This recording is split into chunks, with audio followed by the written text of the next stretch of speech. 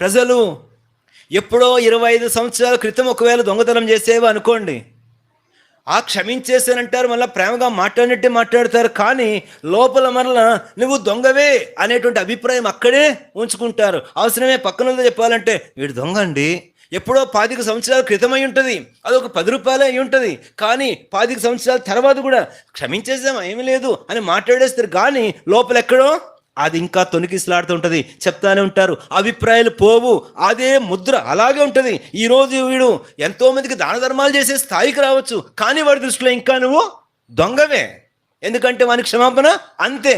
కానీ క్రీస్తు క్షమిస్తే ఆ క్షమాపణ ఎలాంటిదంటే, ఇంతకు ముందు ఒక్క సెకండ్ ముందు నువ్వు చేసిన పాపాన్ని కనుక ఆయన దగ్గర క్షమాపణ అడిగి క్షమిస్తే, ఇప్పుడు నువ్వు ఎప్పుడే పాపం చేయలేదే, ఎప్పుడు చేసావు ఏమో నాకు తెలియదు, నాకు ఒక వరం ఉంది. ఏం వరము?